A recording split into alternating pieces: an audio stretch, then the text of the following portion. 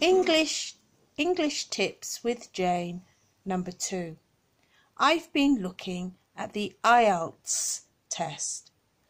In particular, I've looked at the speaking test.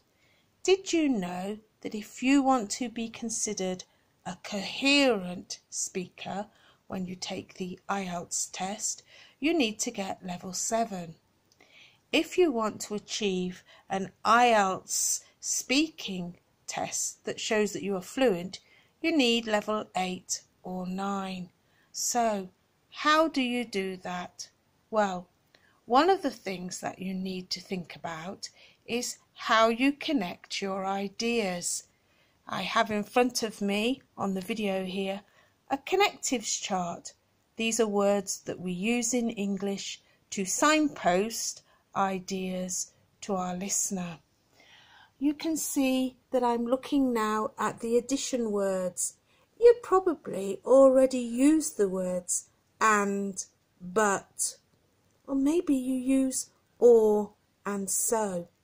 If you do, well done.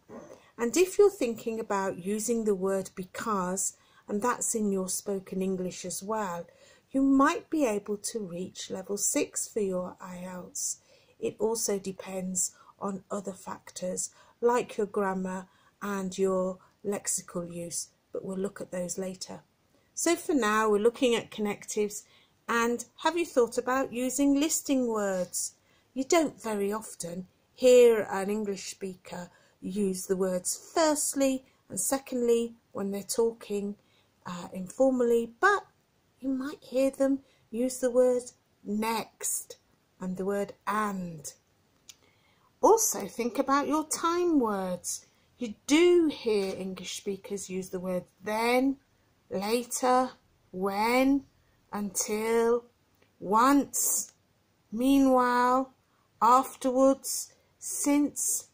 So maybe we need to think about how many time words you actually use in your speaking.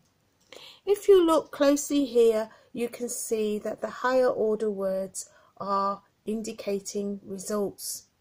You don't very often hear an English speaker say the word consequently in their sentence, but I do hear a lot of English speakers use the word therefore, now, or so, and very often provided that. If you're looking at suggesting an opposition, you need to be thinking about that word however. That's a very good word to use. And in explaining, it is very useful to use the words for example.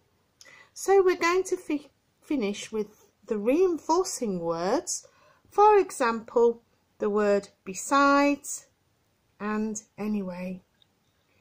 Anyway, that's the end of the English tips for today. Think about how you use these connectives in your speaking. Bye. See you soon.